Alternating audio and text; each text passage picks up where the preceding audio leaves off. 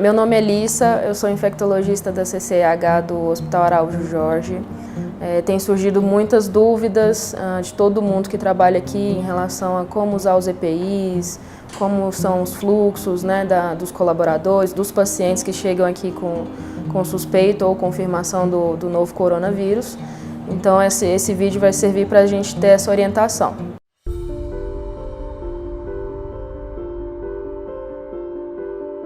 O coronavírus ele é transmitido por gotículas, então da pessoa respirar ou falar, ela forma gotículas no ar e pode passar para essa outra pessoa que estiver próxima.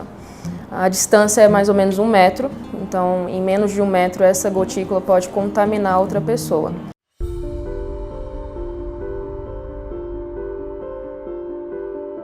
A transmissão de contato também pode ocorrer quando você entra em contato ou com uma pessoa que está com suspeita e confirmação do vírus, ou quando entra em contato com alguma superfície próxima. Essa transmissão ela ocorre da seguinte maneira: você tem contato e aí com as mãos, e aí levando as mãos no rosto, né, que aí entra em contato com a boca, nariz ou olho, você pode ser contaminado com esse vírus. Então tem que tomar muito cuidado com essa questão.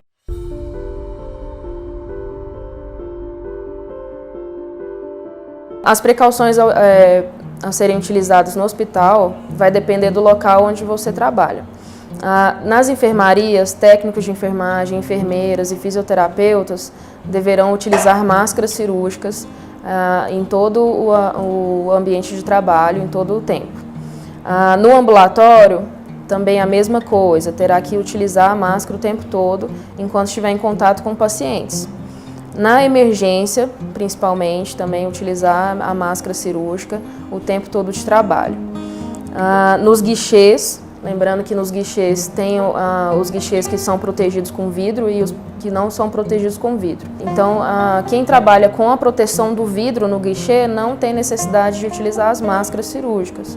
Só quem não tem essa proteção do vidro, porque tem contato direto com o paciente. Os agentes operacionais também que ficam nas recepções também terão que usar a máscara cirúrgica o tempo todo de trabalho. Na UTI, a utilização da máscara será quando houver algum paciente internado com suspeita ou confirmação. Esse paciente estará no isolamento, mas quem estiver dentro da UTI trabalhando vai usar a máscara, mesmo fora do atendimento desse paciente.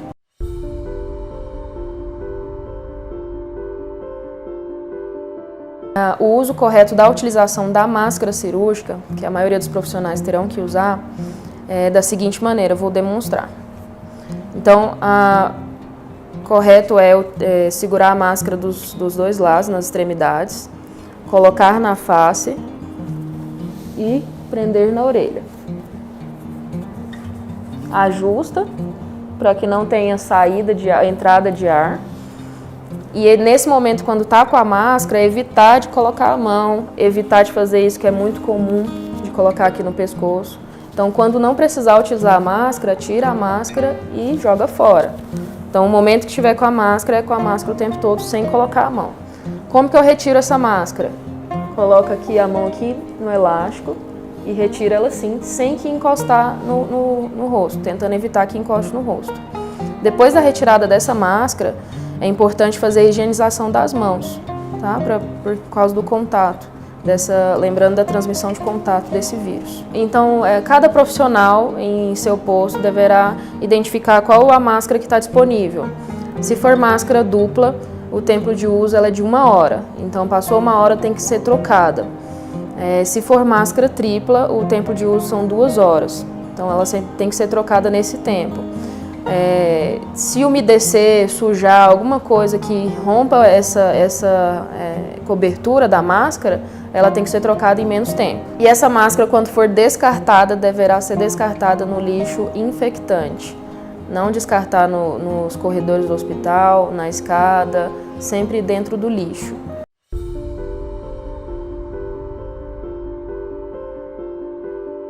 Os profissionais da área administrativa, eles não vão precisar usar máscara. Em quais situações? Então, os profissionais em que não entram em contato com a área hospitalar ou não entram em contato com o paciente ou com o acompanhante paciente. Um exemplo disso é os profissionais da área de comunicação, os profissionais do RH, que não entram em contato aqui na área hospitalar, não precisam usar máscara. Agora, tem outros profissionais em que, mesmo da área administrativa, eles entram em contato com paciente, com acompanhante, entram em contato com a área hospitalar, ambulatórios. Esses, quando forem entrar em contato, usar a máscara nesse momento. Os profissionais que entrarão em contato com a área hospitalar, por exemplo, do faturamento, em que eles precisam trazer as contas para pegar a assinatura com o médico, que entra na área ambulatorial, enfermaria, eles precisarão usar a máscara. Outro exemplo também é os profissionais da área do orçamento, em que entram em contato direto com o paciente e com o acompanhante do paciente, também precisará usar a máscara cirúrgica.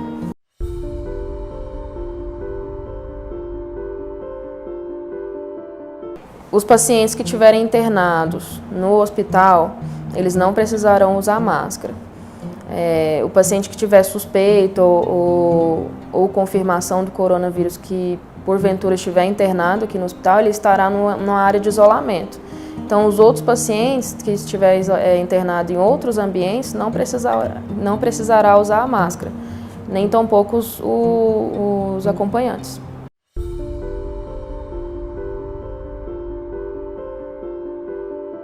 Se houver algum caso suspeito ou confirmado que esteja internado no Hospital Araújo Jorge, os profissionais que entrarão em contato com esse paciente deverão utilizar mais outros EPIs além da máscara. São eles: a máscara N95, a touca, o óculos de proteção e o capote. Então, são só os profissionais que terão contato com esse paciente no momento do contato também. Fora do ambiente do quarto que o paciente estará, no quarto privativo que o paciente estará, não tem necessidade da utilização desses EPIs, apenas a máscara cirúrgica.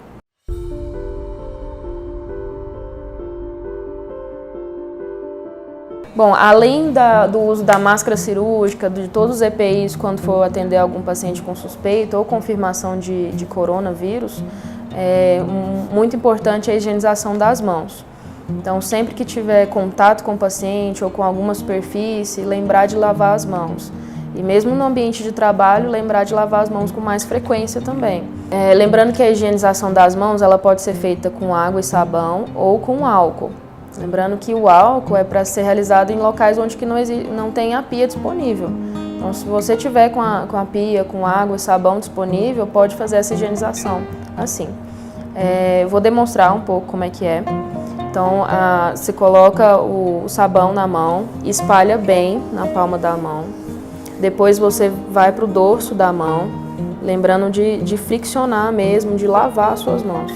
Depois na outra mão, para lavar entre os dedos também, lembrar de lavar entre os dedos. Depois lava o polegar,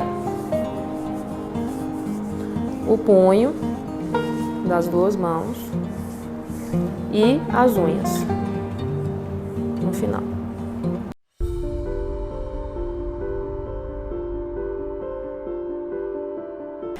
Em primeiro lugar, um comitê, né, foi formado, chamado Covid-19, um comitê interno, foi formado com várias gerências, né, para tomar essas medidas de contenção. Né. Esse comitê já está funcionando desde a semana passada e se reúne diariamente para tomar medidas de prevenção e de orientação, publicando manifestos, né, fluxogramas e várias determinações e recomendações com respeito à prevenção, né, e ao controle do coronavírus dentro da instituição.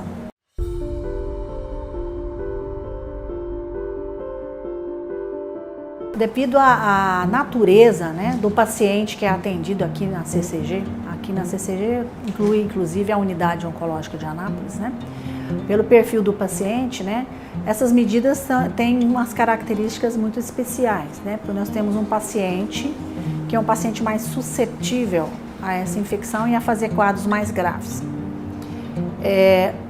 Ficou determinado algumas recomendações no que diz respeito a visitações. As visitações foram suspensas, né, tanto as visitações externas como as visitações por estágio, como as visitações aos pacientes internados, como as visitações do ponto de vista de visitas multiprofissionais dentro da unidade. Em segundo lugar, a recomendação a respeito dos acompanhantes dos pacientes internados. Ficou recomendado que apenas um acompanhante seria estipulado para cada paciente internado e que ele deveria ser assintomático do ponto de vista respiratório. Pessoas sintomáticas não vão ser permitidas de continuar acompanhando dentro da unidade. Quanto às visitas da UTI, ficou dividido em blocos para até um visitante também.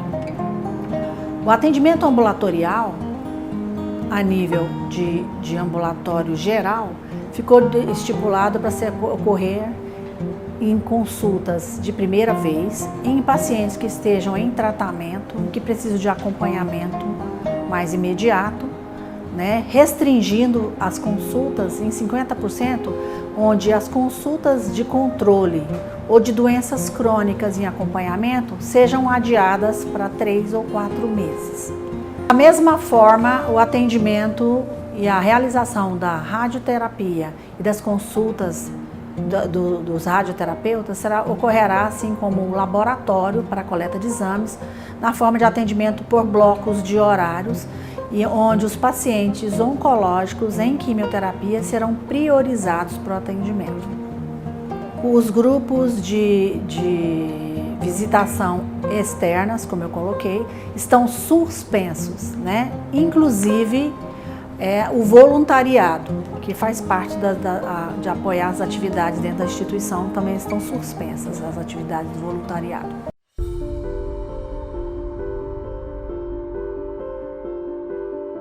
A triagem dentro do ambulatório, ela ocorre, a avaliação dos pacientes que chegam, ocorre até às 16 horas. Outra determinação do comitê foi que haja uma triagem a partir das 18 horas, via Rua 10, para o atendimento de pacientes da instituição que cheguem como se fosse pela emergência. Então, não mais os pacientes, seus acompanhantes, chegarão para a emergência pela avenida da rampa, pela portaria principal, sim pela avenida 10, para atendimento por uma equipe de triagem composta por um médico da emergência e um técnico. Essa equipe vai triar os pacientes para a internação, para atendimento e deverá encaminhar os pacientes que não serão atendidos aqui na instituição para as unidades de referência.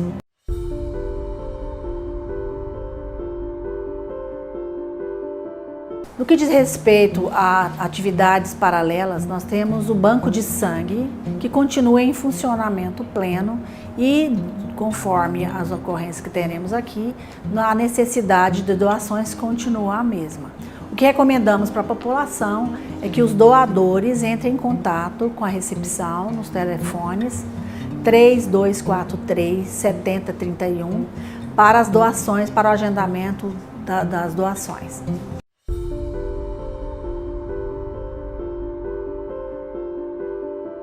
Quanto a você, colaborador, o que temos a colocar é a respeito do fluxo do pessoal que trabalha dentro da instituição, da CCG. Qual o risco de se adquirir o coronavírus dentro da instituição? Uma vez que estamos treinados, que temos um comitê e todas as medidas sendo estipuladas para a segurança, acredita-se que aqui seja um lugar muito mais seguro do que fora daqui. Então, a orientação que nós demos é, se por acaso algum colaborador iniciar sintomas sugestivos, que foram descritos aqui, de doença gripal ou doença respiratória que possa ser diagnosticada como coronavírus, o fluxo de atendimento aos colaboradores passa pelo SESMIT e é triado dentro do médico do atendimento do médico do trabalho diariamente, segunda a sexta-feira. Então, a gente tem a recomendar que o profissional, que o colaborador, comunique sua chefia por telefone ou mesmo pessoalmente e compareça ao atendimento com o médico do trabalho para ser avaliado. De acordo com a avaliação do médico do trabalho, ele será triado para um isolamento domiciliar, né, por período que será feito o atestado, ou será reencaminhado ao setor com algumas orientações e haverá um tipo de vigilância, como já ocorre, né, na equipe de medicina do trabalho, com respeito ao acompanhamento desse paciente ou no domicílio ou dentro da própria instituição. Os casos mais graves, que sejam reconhecidos lá pela equipe do médico do trabalho, serão encaminhados para a rede para atendimento de urgência ou emergência, conforme o caso.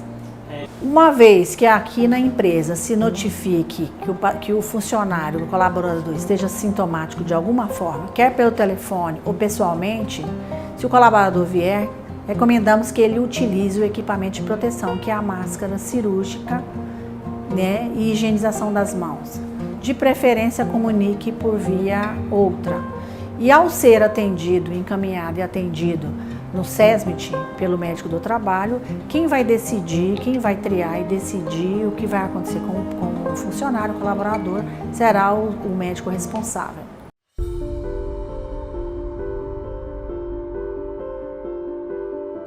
Olá, boa tarde. Eu me chamo Fernanda Pedrosa Torres, sou médica infectologista aqui no Hospital Araújo Jorge, do Serviço de Controle de Infecção Hospitalar. O coronavírus, ele é um vírus respiratório. Alguns dos coronavírus podem causar doenças em humanos.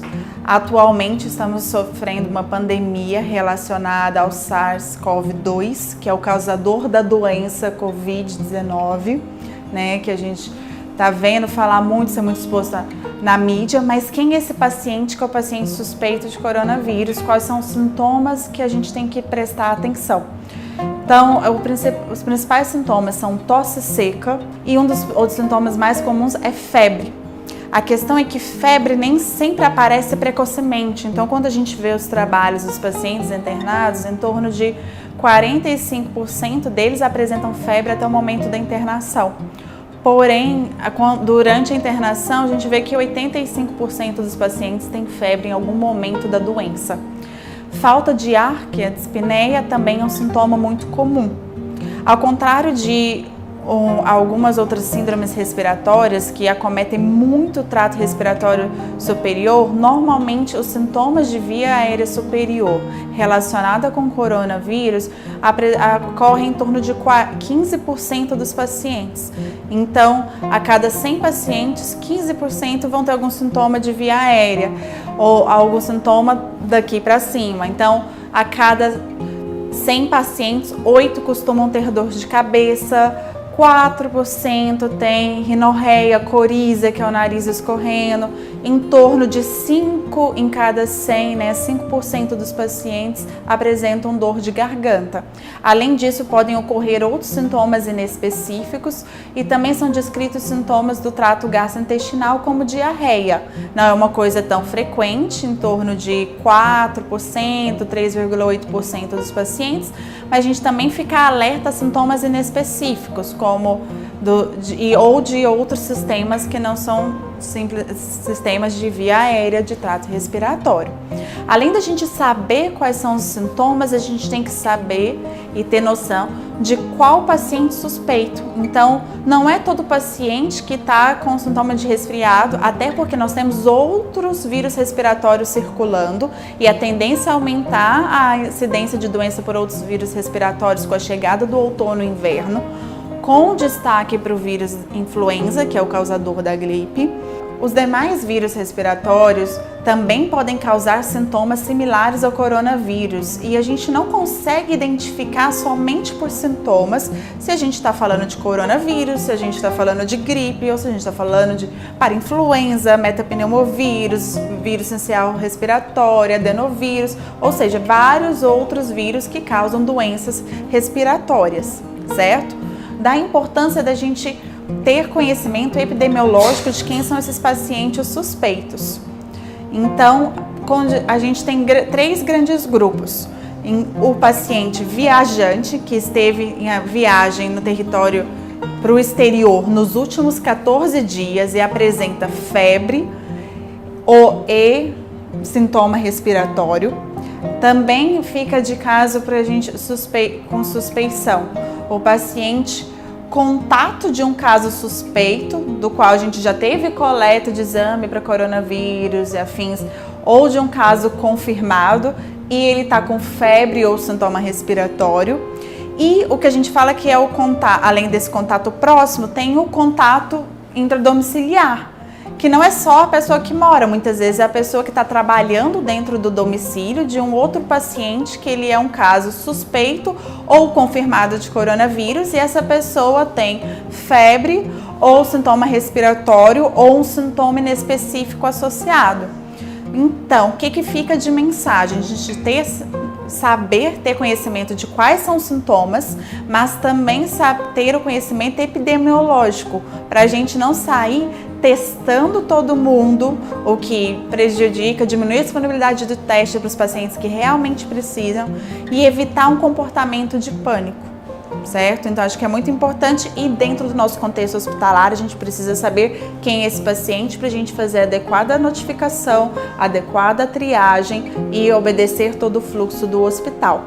O fluxo do hospital será um fluxo dinâmico, visto que a gente busca o Comitê de Coronavírus busca atualizar o seu fluxo dentro de todas as normativas pregadas pela Secretaria de Saúde e a gente vê que todas as informações são extremamente dinâmicas. Onde estará o fluxo de coronavírus? Ele estará fixado sempre de maneira atualizada nas áreas assistenciais, de maneira que nas unidades de internação, pronto atendimento, ambulatório, todos os setores assistenciais, saibam como seguir, como encaminhar um paciente ou um funcionário com suspeitas de síndrome respiratória, não só coronavírus, lembrando que tem outros vírus respiratórios circulando. Gostaríamos também de reforçar a importância de vacinação com influenza, lembrar que temos coronavírus, mas devemos vacinar também para a influenza.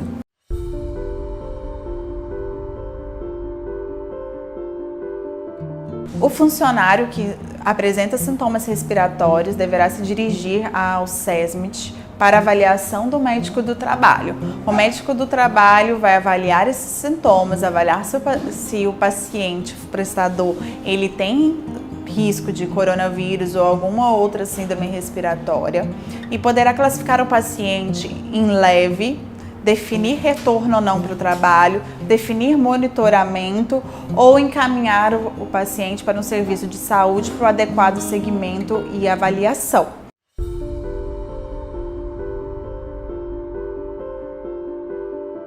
O funcionário sintomático pode ser indicado para ele o isolamento domiciliar, lembrando que ele deve ter cuidados no ambiente de domicílio, tanto para sua segurança, porque ele pode ter o caso confirmado ou não, quanto para a segurança das pessoas que estão com ele nesse domicílio.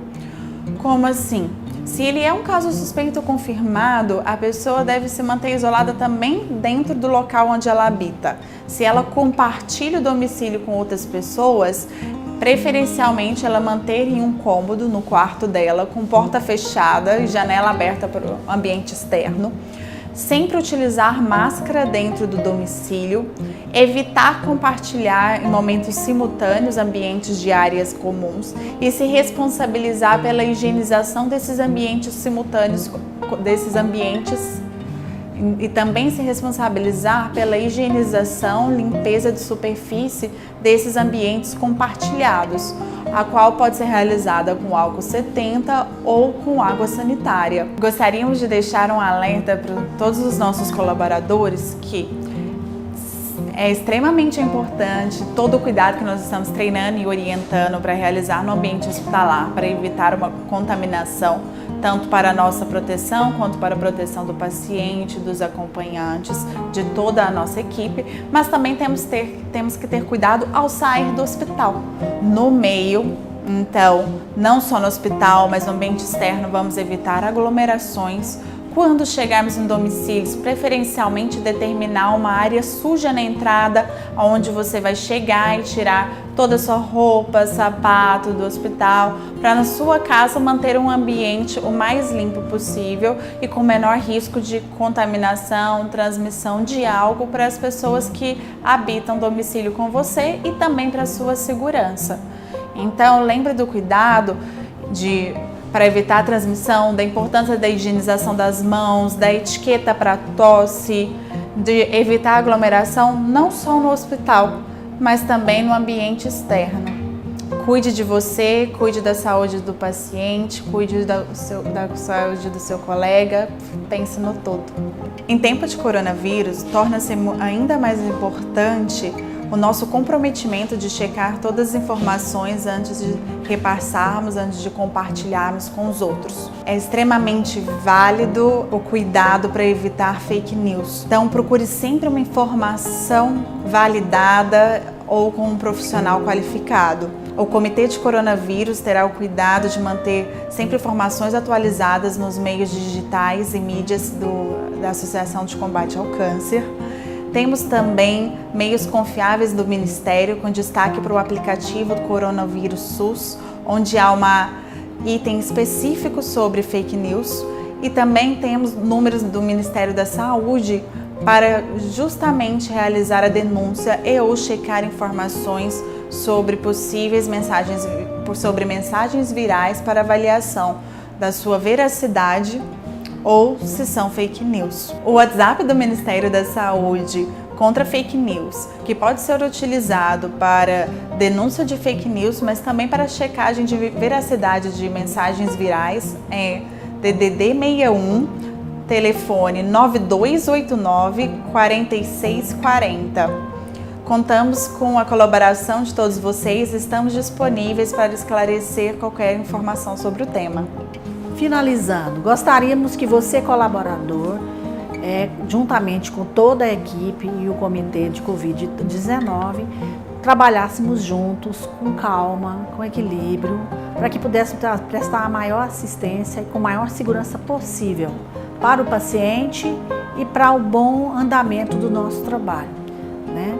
Evitasse que repassar fake news, participar ou repassar mensagens que possam ser ameaçadoras ou que venham trazer medo e insegurança, não só à população, mas à própria equipe interna.